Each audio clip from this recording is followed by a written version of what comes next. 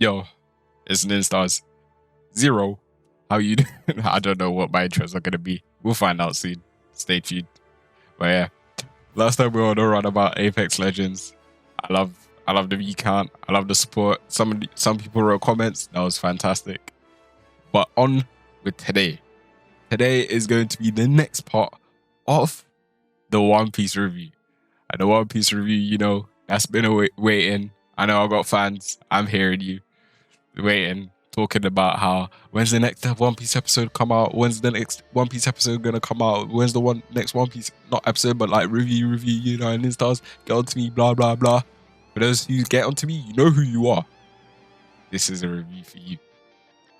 And today, as you can see down here, we're gonna be reviewing the, I don't even know how to say it. I'm not even a pronouncer like that, but it's right up there. The arc with the Don Krieg, the hungry pirates, like the floating restaurant whole thing, the Sanji, like the guy that saves Sanji, hungry people, Hawkeye, we're gonna go through that. So if you OG fans want to go through this, start remembering little sprinkles here and there, I got you.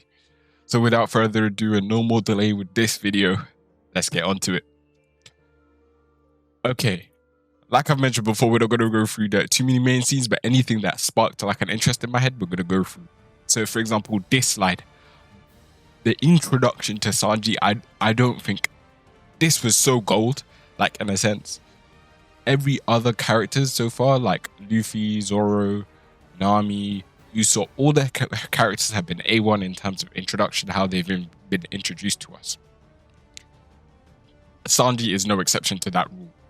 Like, literally, his first introduction, we immediately, like, you don't care about the type of energy someone comes in. For example, this scene right here was with the guy that was disrespectful to the food. He was acting like a wine connoisseur and stuff, like, oh, this is the Jean type wine. And he was like, huh? No. Like, he just made him a laughing stock, and he just don't care. And he just grabbed his hand. He's like, yo, don't be disrespectful to the whole thing. And it's just like the main thing that he cares about, evidently, it's just like not wasting food. Like, and you'll see later on what I mean in terms of don't wasting food. Like, he takes that to a T. It is a principle, a fundamental way of life.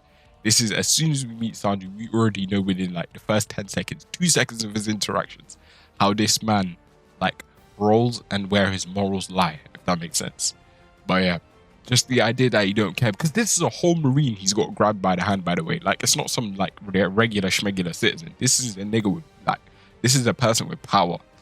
But yeah, moving on to the next. Oh yeah, bro, One Piece in the impact frames.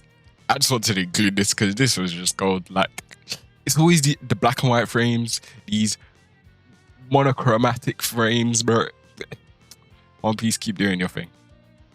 And for the disrespecting of Sanji, this is the result you get. Literally smacked in the face. You can see the blood, bruises, whatnot. This literally because he's like smashed the table in it, because he was being taken the piss out of the whole restaurant laughing at this guy. So yeah, he's trying to get disrespectful, smash the table, and that's, he got smoked. Like, just don't disrespect food. Like, simple as. It's not in front of Sanji. And then later you'll see even more, like, it's just to do with food. Like, there's so many like layers that come into it.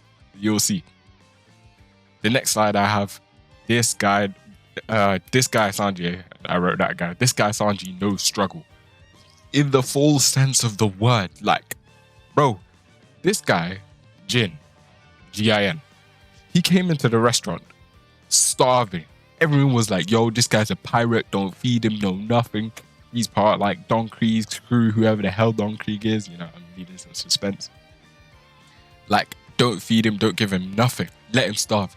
And then on the side, where everyone was like, nah, don't feed him, he gave him food.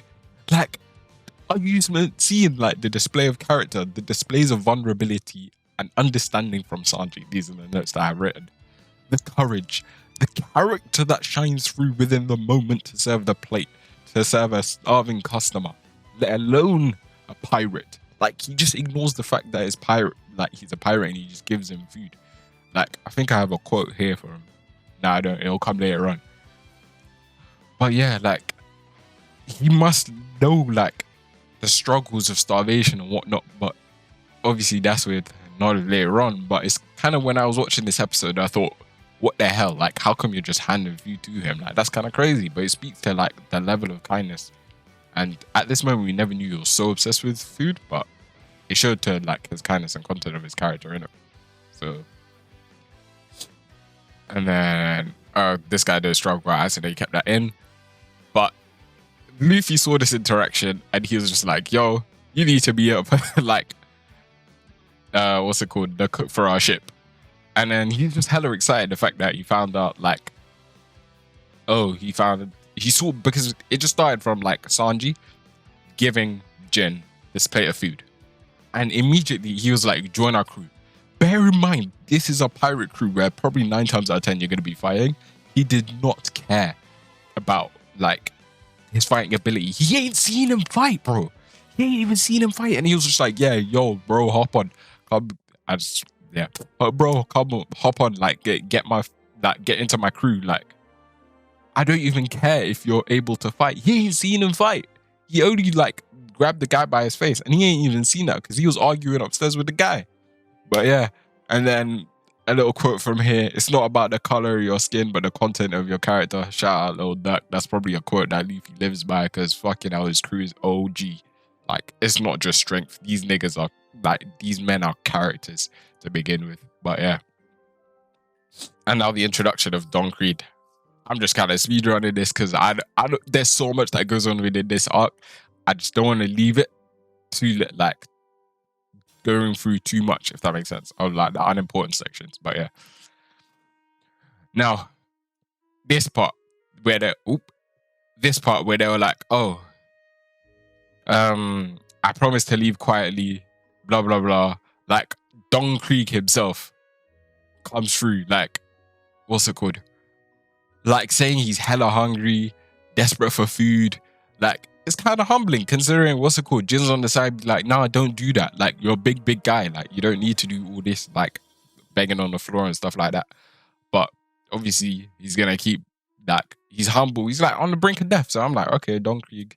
Like, everyone's scared. Bear in mind, the whole restaurant's like fearful of him. So we're like, you'll see what I mean later on. Because snakes in the grass, you know what I'm saying? But yeah. And then regardless, everyone told him no. The whole kitchen was like, yo, don't give him nothing. This guy don't deserve nothing. He's going to backstab us later, blah, blah, blah. And guess what?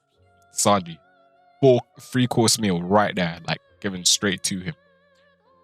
It just speaks even more. Like, he gave Jin, despite him being like a pirate, obviously not as feared as Don Krieg, but still gave him food. He gave, what's his name, food? Don Krieg food now as well. Like, and these ain't even paying customers. The other youth wasn't a paying customer. This youth, he ain't even paid yet. But he said he could pay, blah, blah, blah. Like, it's not the point. Like, he's just giving food because the element of understanding starvation and where he was at that point, if that makes sense. But yeah, like, and back to, again, the animation. I know it's old, but I still find it gold. The, like, whole white, the monochromatic kind of look. But yeah, monochromatic. That's what I'm going to call them. Monocratic. But yeah. And then as soon as this guy gets back to full health, wham. Are you kidding me? Like, this guy just fed you. Like, bro just flatlined him immediately. Like, Don is this is what I wrote, Don straight villain for this, and I love it. Why I love it? Literally, the element that there are snakes in the grass and planting the seeds of doubt within characters. Like, I'm loving this so far because he gave him a whole full, like 2 seconds ago, you saw in the previous slide, he gave him a whole like full course meal and then still punched him in his face. Don Krieg still punched Sanji in his face despite feeding him.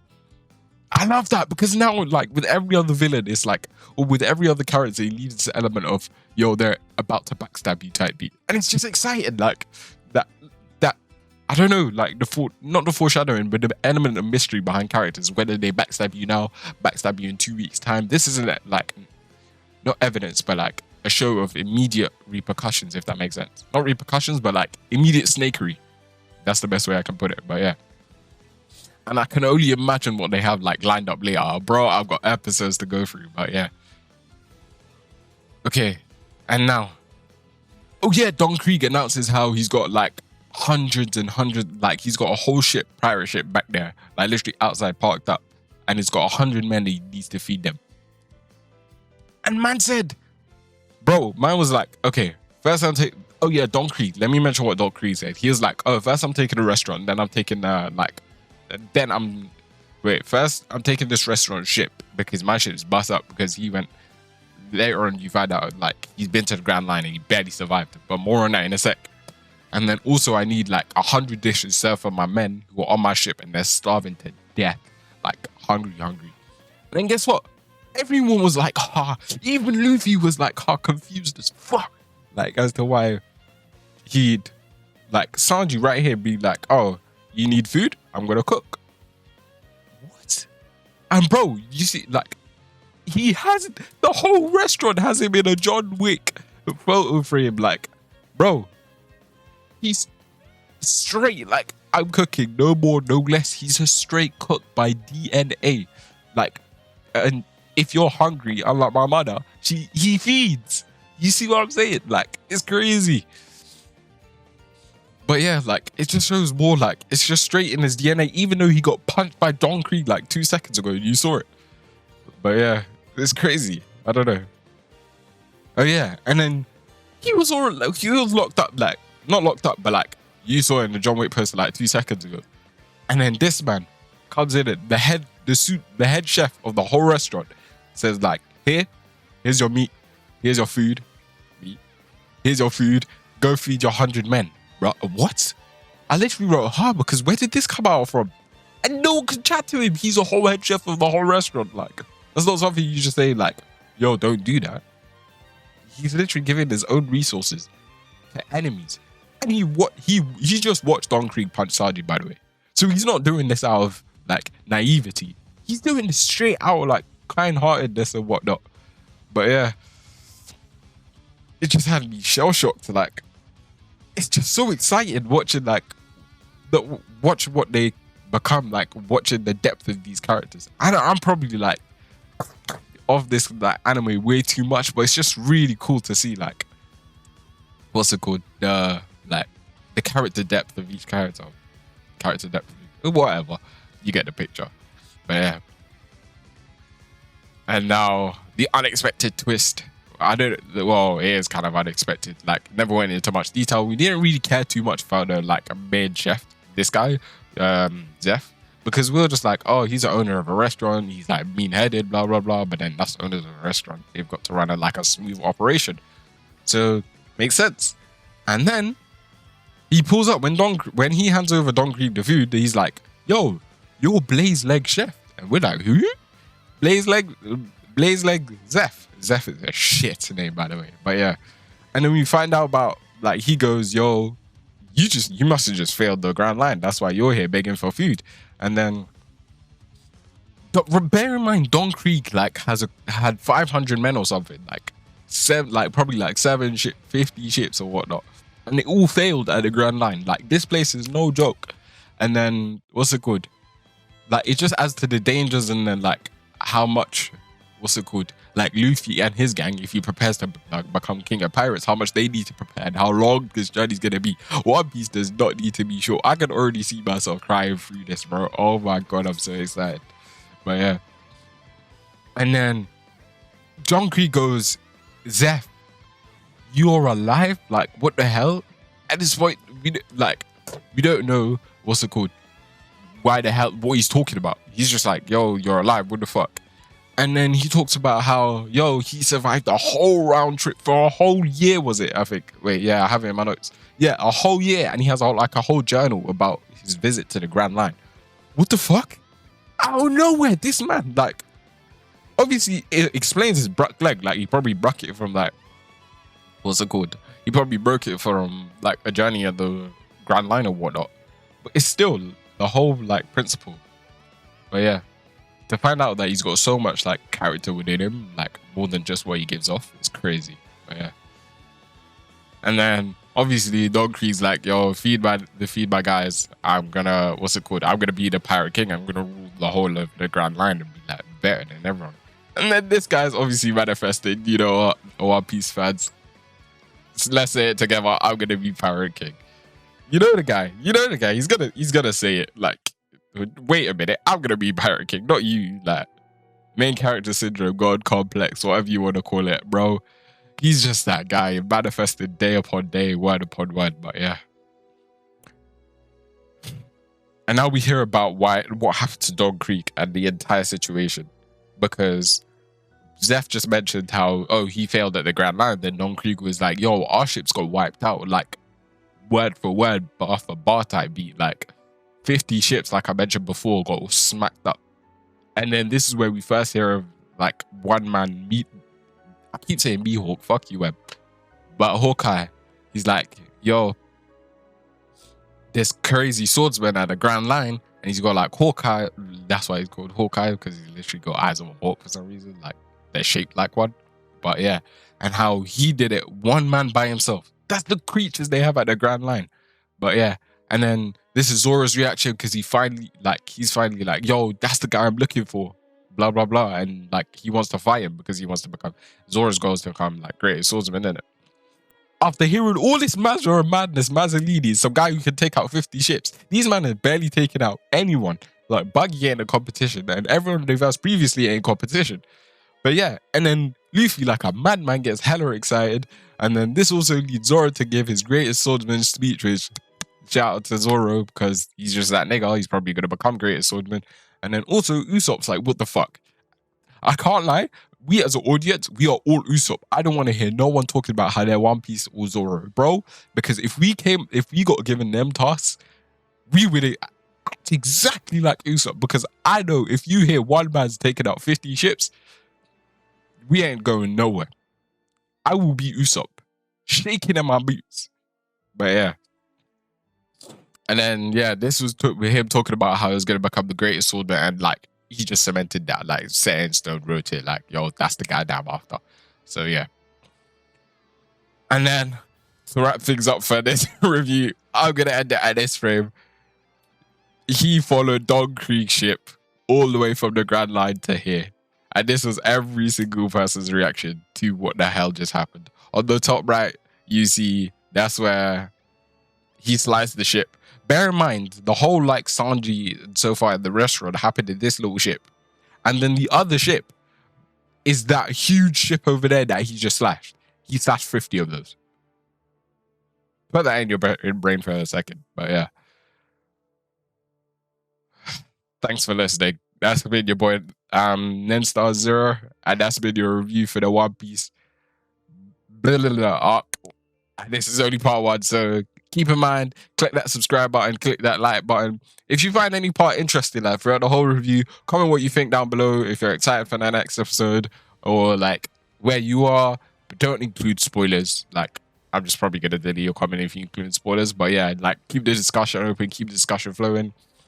And also, if I do gaming videos on this channel, so if you got any particular games you want to recommend, leave that in the comment section below. That would be so useful. But yeah, everything else, thanks a lot. Have fun. Peace.